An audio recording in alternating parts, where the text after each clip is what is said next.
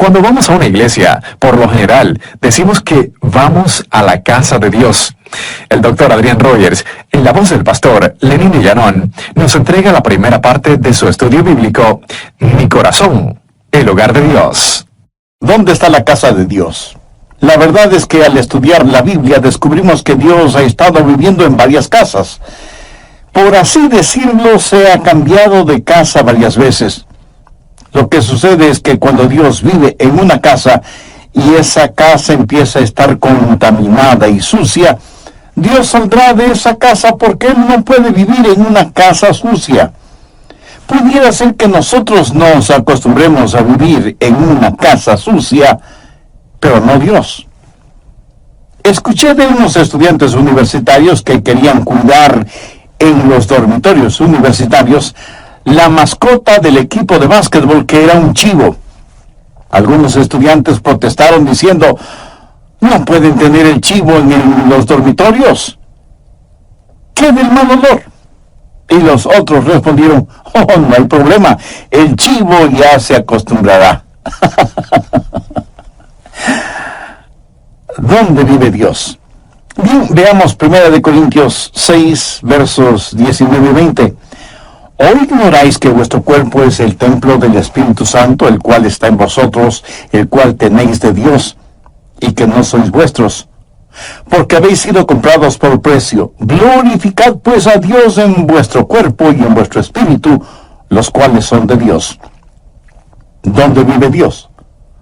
Si somos creyentes, Dios vive en nosotros. En el Antiguo Testamento, Dios tuvo un templo para su pueblo. En el Nuevo Testamento, Dios tiene un pueblo para su templo. Dios vive en nosotros y nuestro corazón es su residencia real. Dios ha vivido en varias casas y ha salido de ellas. Por ejemplo, la primera casa en la cual Dios vivió fue un hombre llamado Adán.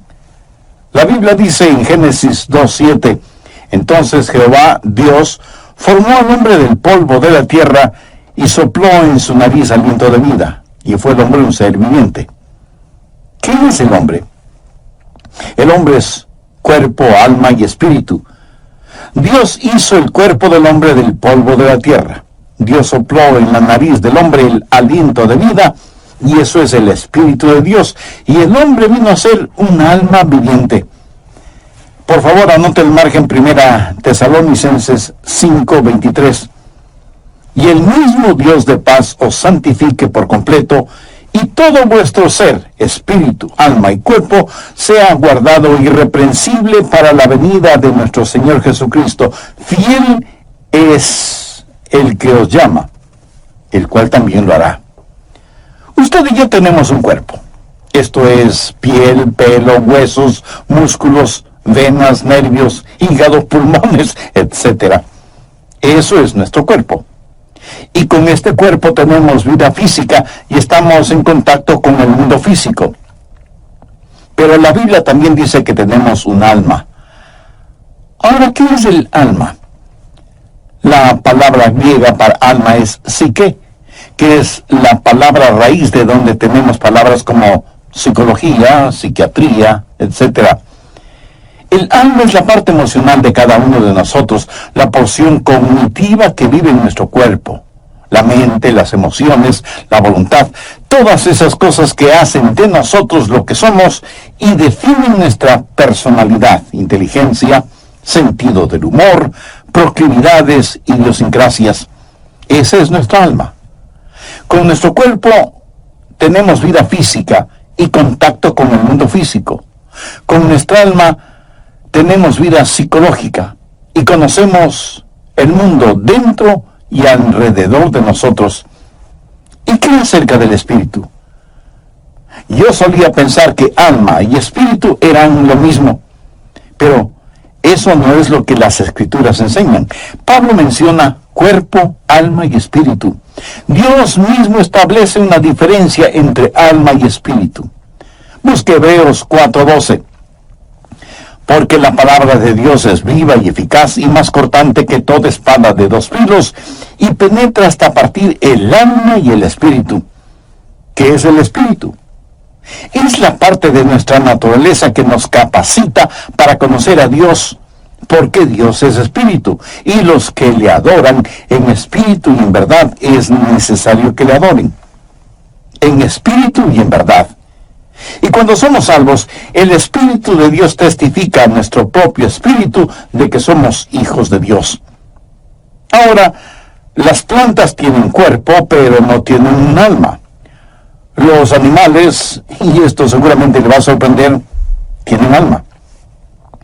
En ese sentido, la palabra alma significa sencillamente vida consciente.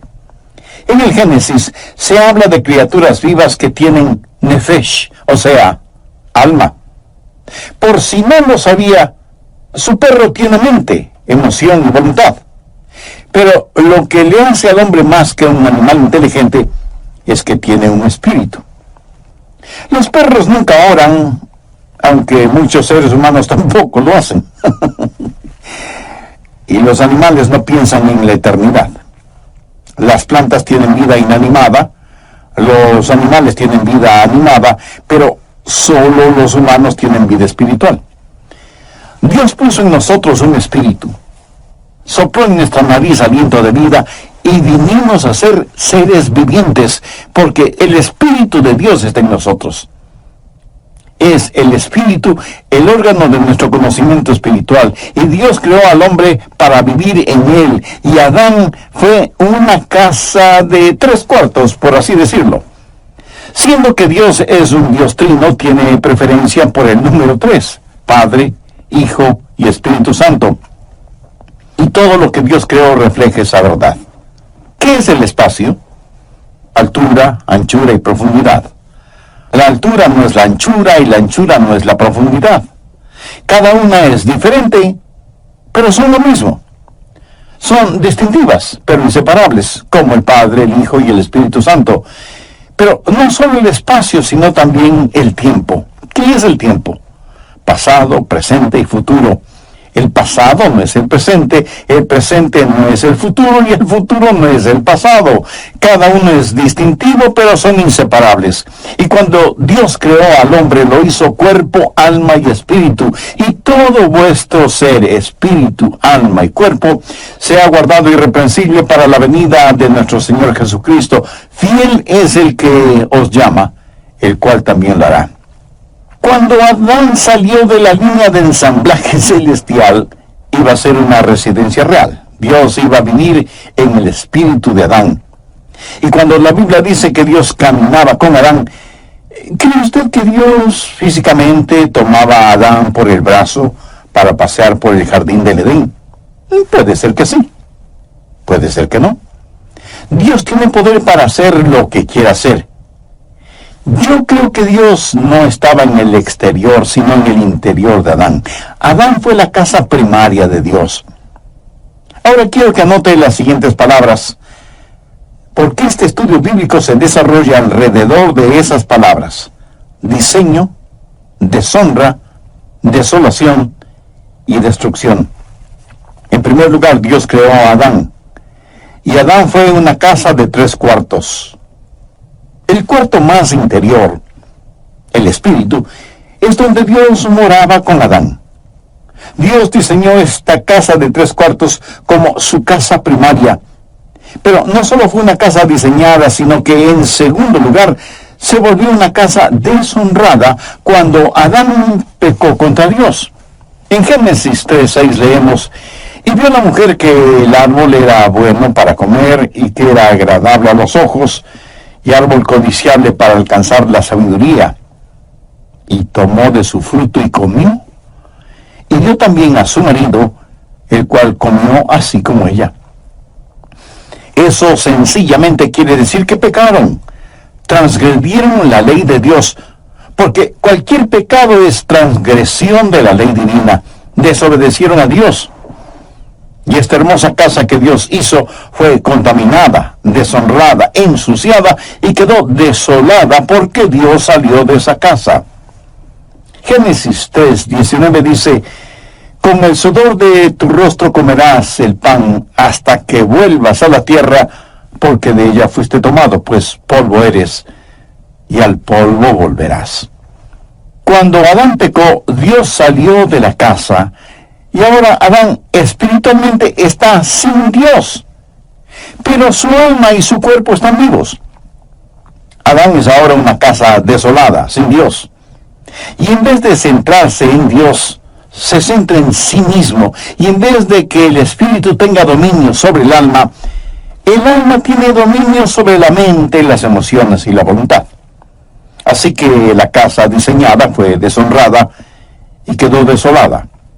Y será finalmente destruida, pues polvo eres, y al polvo volverás. ¿Cómo murió Adán?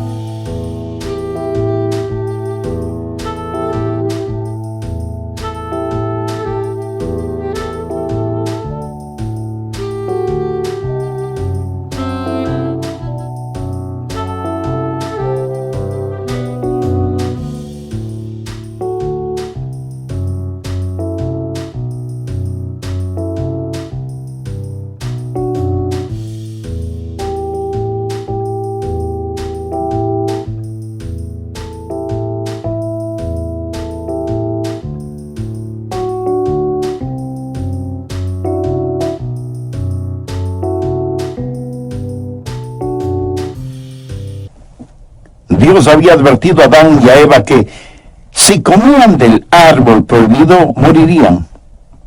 Cuando usted lee la Biblia, descubre que Adán vivió 900 años y tuvo hijos. Pero Dios no había dicho que morirían si comían del fruto prohibido. Entonces, ¿murió o no murió? Déjeme decirle cómo murió Adán. Murió inmediatamente en su espíritu, murió progresivamente en su alma y murió definitivamente en su cuerpo. Esto es muy importante y quiero que se lo grabe muy bien en su memoria. Ahora, ¿qué significa el estar perdido? ¿Están perdidos solo los ladrones, los violadores, los asesinos, los drogadictos, los depravados sexuales? No. Estar perdido es estar sin Dios. ¿Cuánto se necesita pecar para estar sin Dios? La mitad de un pecado, ni siquiera un pecado entero. Dios jamás vivirá en una casa sucia. Dios ya no permaneció en Adán, que fue su residencia real y primaria. El instante que Adán pecó, inmediatamente murió en su espíritu. Leemos en 1 de Juan 5:12, el que tiene al Hijo tiene la vida, el que no tiene al Hijo de Dios no tiene la vida. Muchos de quienes me escuchan este mismo momento, aunque sientan latir su corazón y sepan que sus mentes están lúcidas, si no tienen a Cristo, están muertos. Y hay millones de muertos vivientes en el mundo. Y usted, aunque no se haya dado cuenta, probablemente está rodeado de gente que vive, pero en realidad está muerta. O a lo mejor usted mismo es una de esas personas. Adán murió inmediatamente en su espíritu y progresivamente en su alma. Ahora, ¿qué es el alma? La mente, la emoción y la voluntad. Su mente, que debía estar centrada en Dios, se volvió un jardín de malezas. Temores y neurosis y desengaños y dolores llenaron su corazón, su mente, su alma. Murió progresivamente en su alma. Y finalmente su cuerpo murió. Pero la semilla de la muerte ya estuvo en él, el momento que pecó. Muchos durante la época de Navidad compramos lo que llamamos un árbol natural o vivo. Mi amigo, ese árbol ya nada tiene de vivo o de natural, porque murió el momento que lo cortaron. Y si está muerto ya no es natural, porque carece de vida. Puede parecer que tiene vida, pero solo espere unos días y ese árbol da evidencias no de tener vida, sino de estar absorbido por la muerte. Hay personas que van a las iglesias bien decoraditas, lucen atractivas y frescas, pero están separadas de la vida de Dios. Solo hay que darles tiempo y su separación de Dios, su muerte espiritual, se hará evidente. Sin Dios morimos inmediatamente en nuestro espíritu. Morimos progresivamente en nuestra alma y final y definitivamente morimos en nuestro cuerpo.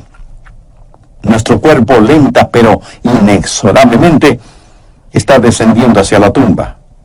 Una casa diseñada, deshonrada y desolada. Dios salió de esa casa destruida y que fue la casa primaria de Dios y se llamó Adán. La segunda casa en la cual Dios habitó fue un templo. En el Antiguo Testamento Dios construyó un templo para su pueblo, un tabernáculo, que fue una enorme carpa. Más tarde se edificaría una estructura sólida, pero la idea y principio es el mismo. Ya se hable del tabernáculo o del templo, y por poco que usted sepa del tabernáculo o del templo, sabe que había 3 divisiones básicas o 3 cuartos. El patio exterior, el lugar para los sacrificios, el patio interior o lugar santo, donde la gente se reunía para tener comunión, y el lugar santísimo en donde estaba la Shekinah, la gloria de Dios. ¿Qué era el templo? No fue nada más que un modelo gigantesco, fue una lección objetiva de lo que es el cuerpo humano. En el patio exterior estaba el altar de bronce. Debemos presentar nuestros cuerpos como sacrificios vivos. El patio interior era el lugar en donde la gente adoraba y tenían comunión unos con otros, como cuando estamos en una iglesia, y representa el alma. Comunión a nivel del alma. Pero el lugar santísimo, el lugar más íntimo, representa el espíritu humano. Esta casa es diseño de Dios. Dios usó el templo para enseñar lecciones colosales que no debemos ignorarlas. En primer lugar, una casa es diseñada, un templo de 3 habitaciones, y Dios dijo, hacedlo de acuerdo al diseño que te he dado, porque es una lección. Una casa diseñada, una casa deshonrada. En Mateo 21:12, note lo que Jesús dijo acerca del templo. Y les dijo, escrito está, mi casa, casa de oración será llamada, mas vosotros la habéis hecho cueva de ladrones. Una casa diseñada, una casa deshonrada y una casa desolada. Dios no vivirá en una casa sucia. Mateo 23:38 dice, he aquí, vuestra casa os es dejada desierta. Ahora, por favor, note lo siguiente. Ya no la llama la casa de mi padre o mi casa. Ahora es vuestra casa. Lo extraño es que después de que ellos habían convertido el templo en una cueva de ladrones, continuaban adorando en el templo. Pero Dios estaba a años luz de distancia de ese lugar. Ya no es la casa de Dios, es su casa. Una casa diseñada, una casa deshonrada, una cueva de ladrones, una casa desolada, una casa destruida. Busque Mateo 24, versos 1 y 2. Cuando Jesús salió del templo y se iba, se acercaron sus discípulos para mostrarle los edificios del templo. Respondiendo él les dijo, ¿veis todo esto? De cierto os digo que no quedará aquí piedra sobre piedra que no sea derribada. En la actualidad usted puede visitar el sitio en donde estuvo el templo una vez y no encontrará una piedra sobre otra. Hay otros templos que han sido preservados, pero no este. La profecía de Jesús se cumplió. Está viendo lo que sucede. Una casa primaria, una casa designada y diseñada, y Dios sigue adelante. ¿Alguna vez ha considerado a su cuerpo como la casa de Dios? Si usted es un creyente, sabe que su cuerpo es el templo del Espíritu Santo, y así lo enseña enfáticamente la palabra de Dios. Ahora, si usted no tiene una relación personal con Dios por medio de Jesucristo, no se preocupará demasiado en tener esos del 19 al 21. Note lo que Jesús dijo acerca de él mismo. Respondió Jesús y les dijo, destruid este templo, y en 3 días lo levantaré. Dijeron luego los judíos, En 46 años fue edificado este templo, y tú en 3 días lo levantarás. Mas él hablaba del templo de su cuerpo. Jesús supo que su cuerpo era el templo de Dios, y era un templo perfecto. Primero, una casa designada. Jesús dijo: has preparado un cuerpo para mí, una casa diseñada. Él fue el segundo Adán, cuerpo, alma y espíritu. Fue totalmente perfecto. Una casa designada. Él pudo señalar a quien quiere y decir: ¿quién de ustedes me acusa de pecado? Por eso nació de una virgen, para ser perfecto. Él no es el hijo de Adán. En Adán todos mueren. Él vino como lo hizo, nació de una virgen, para ser lo que fue, sin pecado. Él fue lo que fue, sin pecado, para hacer lo que hizo, morir por nuestros pecados. Solo un sacrificio perfecto sería aceptable delante de Dios, y sin embargo, esa casa designada fue una casa deshonrada. Y usted pregunta, ¿cómo pudo ser eso posible? Si esa casa era Jesús, ¿fue ese templo deshonrado? Absolutamente. Veamos Isaías 53:6. Todos nosotros nos descarriamos como ovejas, cada cual se apartó por su camino, mas Jehová cargó en él, esto es, en Jesús, el pecado de todos nosotros. Y en 1 de Pedro 2:24 leemos: quien llevó él mismo nuestros pecados en su cuerpo sobre el madero, para que nosotros, estando muertos a los pecados, vivamos a la justicia, y por cuya herida fuisteis sanados. La Biblia también dice que al que no conoció pecado, o sea, Jesús, por nosotros lo hizo pecado. Dios tomó mi pecado, su pecado, nuestro pecado, toda la podredumbre, suciedad y maldad de este mundo, y lo puso sobre el Señor Jesucristo. Él nunca pecó, pero todos nuestros pecados fueron puestos sobre Él. Una casa designada, una casa deshonrada, una casa desolada. Veamos Mateo 27:46. Jesús está clavado en ese invento infernal llamado cruz, y agonizante y sangrante, y dice: Elí, Elí, lama sabactani. Esto es: Dios mío, ¿por qué me has desamparado? Bueno, le diré por qué lo hizo. Dios no puede vivir en una casa sucia. Cuando Jesús estuvo dispuesto a ser nuestro sustituto y cargar con nuestros pecados, todos nuestros pecados, entonces esa casa perfecta fue deshonrada. Y Dios el Padre le dio la espalda a su Hijo, porque Dios, que es de ojos puros, no puede contemplar la iniquidad. Y ahí está Jesús, clavado en la cruz, llevando los pecados de todo el mundo.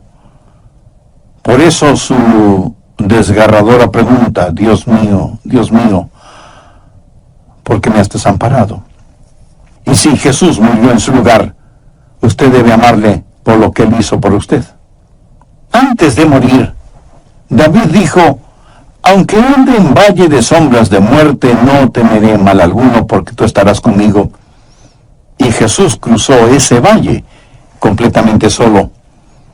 Ni siquiera pudo pedir que su Padre le acompañara.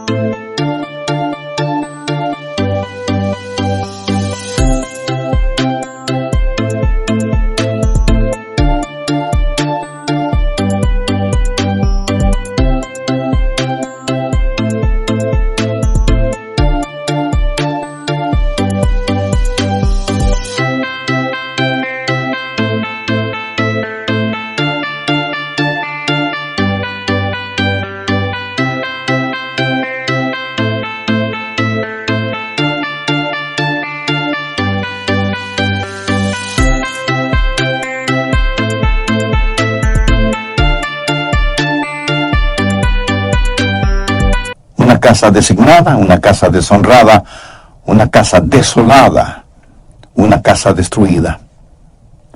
Juan 2:19 dice: respondió Jesús y les dijo: destruid este templo y en 3 días lo levantaré. Jesús sabía que iba a ser destruido. ¿Y quién iba a destruirlo? Dios el Padre. Y alguien me dirá de inmediato: un momento, pastor, pensé que nosotros crucificamos a Jesús. Bueno, sí, en el sentido que Él murió por nuestros pecados. Pero en Isaías 53:10 leemos: con todo esto, Jehová quiso quebrantarlo, sujetándole a padecimiento. Cuando Jesús tomó mi pecado y fue mi sustituto en la cruz, Dios tenía que tratarle a Él como me hubiera tratado a mí. Una casa designada, una casa deshonrada, una casa desolada, una casa destruida. La Biblia dice en Romanos 8:32, el que no escatimó ni a su propio Hijo. Permítame hacerle una pregunta. Si Dios no escatimó ni a su propio Hijo cuando llevó nuestros pecados en la cruz, ¿qué le hace pensar que Dios va a perdonarle a usted si rechaza a quien llevó sus pecados, o sea, a Jesús? La casa primaria de Dios fue Adán. La casa perfecta de Dios fue el Señor Jesús. ¿Sabía que Dios dejó de cambiarse de casa? Veamos 1 Corintios 6, 19 y 20. ¿O ignoráis que vuestro cuerpo es templo del Espíritu Santo, el cual está en vosotros, el cual tenéis de Dios, y que no sois vuestros? Porque habéis sido comprados por precio. Glorificad pues a Dios en vuestro cuerpo y en vuestro espíritu, los cuales son de Dios. ¿Quiere saber en dónde vive Dios ahora? Si usted es un creyente, Dios vive en usted. Dios vive en mí. Y ya no se cambiará de casa. Y tal vez usted me pregunte, pastor, ¿está seguro de eso? Total, absoluta y completamente seguro. Anote el margen, 2 Corintios 6, 16. ¿Y qué acuerdo hay entre el templo de Dios y los ídolos? Porque vosotros sois el templo del Dios viviente. Como Dios dijo: habitaré y andaré entre ellos, y seré su Dios, y ellos serán mi pueblo. Ahora retrocedamos hasta el Evangelio de Juan, capítulo 14 y verso 16. Y yo rogaré al Padre, y os dará otro Consolador, para que esté con vosotros para siempre. Noté la última parte de esa promesa: para que esté con vosotros. ¿Por cuánto tiempo? Para siempre. Y en Efesios 3:17 leemos: para que habite Cristo por la fe en vuestros corazones. Dios ya no se cambia de casa. Muchas veces cuando vamos a la iglesia, por lo general decimos: vamos a la casa de Dios. Pero eso no es exactamente así, porque la verdad es que estamos llevando la casa de Dios, esto es, nosotros mismos, al templo. Bien, antes de finalizar, saquemos algunas conclusiones o lecciones de todo esto. Primero, la lección concerniente a la salvación. ¿Qué es la salvación?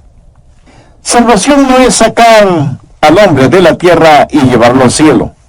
Esa es la idea que la mayoría de las personas tiene. Por eso preguntan: ¿no quiere ser salvo para irse al cielo? Ahora, por supuesto que quiere ir al cielo, pero eso no es la salvación.